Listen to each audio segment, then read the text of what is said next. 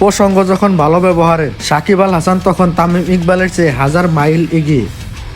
সাকিব ছিলেন জুনিয়রদের ভরসা, বড় ভাই হয়ে ছোট ভাইদের আগলে রেখেছেন। কেরিয়ারে বহুবার খারাপ সময় পার করলেও তিনি জুনিয়রদের সাথে মাঠে মেজাজ হারাননি। মাঠে ও মাঠের বাইরে সাকিবের উপস্থিতি সবার জন্য অনুপ্রেরণা হয়েছে। এখন তিনি দলেও নেই, দেশেও নেই, তার অভাবটাও ক্রিকেটাররা টের পাচ্ছে। হয়তো তামিমের মতো সিনিয়রদের ভিড়ে তারা একজন সাকিবকেই খুঁজছে। খুঁজবেই বা না কেন, জুনিয়রদের অধিকাংশ একজন সাকিবকে দেখে ক্রিকেটার হয়েছে। আফিফ থেকে মেহেদী, শান্ত থেকে সাইফুদ্দিন, আইডল হিসেবে তারা সবাই সাকিবের নামটাই বারবার বলেছেন। তরুণ ক্রিকেটারদের সাথে সাকিবের এই স্বচ্ছতার কিছু রহস্য আছে। ক্রিকেটার হিসেবে সাকিব দেশ সেরা, তার ক্রিকেটীয় মস্তিষ্কটাও সবার সেরা। যখন অধিনায়ক হিসেবে দলে ছিলেন তখন বারবার তিনি সেটা প্রমাণ করেছেন। অন্য অনেক অধিনায়কের মতো তিনি আবেগের বশবর্তী হয়ে সিদ্ধান্ত নিতেন না। তার দলে তিনি বয়স্ক ক্রিকেটারদেরও প্রাধান্য দিতেন না। সাকিব চান তরুণরাই দলের হাল ধরুক, তরুণদের মাধ্যমে ক্রিকেটটা ছড়িয়ে পড়ুক। বিশ্ব ক্রিকেটের দিকে নজর দিলে তার এমন চিন্তা ভাবনাকে খুবই বাস্তববাদী এবং ফলপ্রসূ মনে হবে। অস্ট্রেলিয়া ও ইংল্যান্ডের মতো দলগুলো তরুণ ক্রিকেটারদের পেছনে লম্বা সময় ধরে বিনিয়োগ করে। এতে অনেক সময় ব্যর্থতা আসলেও তারা সেসবকে পাত্তা দেয় না, কারণ একটা না একটা সময় যুব ক্রিকেটাররাই দলের আস্থা হবে।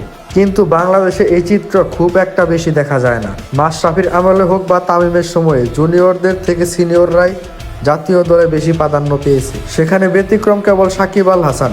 যতবারই দায়িত্ব পেয়েছেন তরুণদের নিয়ে নতুনভাবে শুরু করেছেন।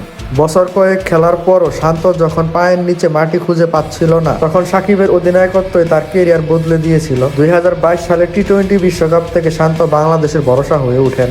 ওই বিশ্বকাপের অধিনায়ক ছিল সাকিব।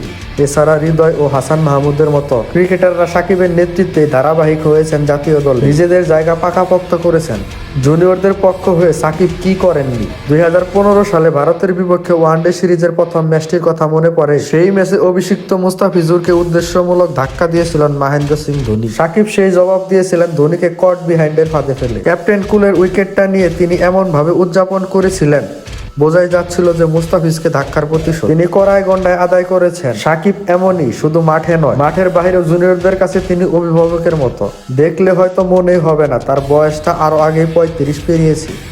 হাসি ঠাট্টা, আড্ডা, খুনসুটি, সতীর্থদের সাথে কোনো কিছুতেই সাকিবের বাধা নেই। বিভিন্ন সময় বোর্ড পরিচালক থেকে সাবেক অনেক ক্রিকেটাররাও তরুণদের সাথে তার এই বন্ধনের বিষয়টা প্রশংসা করেছেন। বাংলাদেশ দলের সাবেক কনসালটেন্ট ধরেন শ্রীরাম তো একবার সংবাদ সম্মেলনে বলেছিলেন, তরুণদের নিয়ে সাকিবের ভাবনা দুর্দান্ত, তরুণরা তাকে অনুসরণ করে, সম্মান করে, তার কাছে সহজেই যাওয়া যায়। শ্রীরামের এই বক্তব্য শুধু কথাই নয়, যেখানে সম্মান থাকে সবাই সেখানে যেতে চায়। অধিনায়ক হিসেবে সাকিব সবার সমস্যা বুঝতে পারতেন। তার দলের নেতৃত্বের বড় একটি দিক ছিল দলের ভারসাম্য ঠিক রাখা, সিনিয়র জুনিয়রদের মিশলে ভালো ফল বের করে আনা। একজন স্বপ্নবাদ সাকিব কিংবা হালের বিশ্বসেরা সাকিবের গল্পটা সবারই জানা। সবাই এটাও জানে তিনি গতানুগতিক নিয়মে চলে না, স্রোতের বিপরীতে দাঁড়িয়ে প্রতিবাদটা সবসময় জারি রাখেন। এজন্য অনেক আলোচনা হয়েছে, পড়তে হয়েছে বহু বিতর্কে, কিন্তু সাকিব সেসবের পরোয়া করে না। তিনি জানেন কোথায় শুরু করতে হবে, কোথায় গিয়ে থামতে হবে। 22 গজে সাকিব রেকর্ড ভাঙার কারিগর, আবার কিছু রেকর্ডে তিনি সেরা দেশ সেরা। দিন শেষে তিনি কোটি তরুণের আইডল, বহু জুনিয়রের এক আস্থাভাজন বড় ভাই। আরাফাত ইসলাম রিয়াদ, স্পোর্টস ইনসাইডার্স।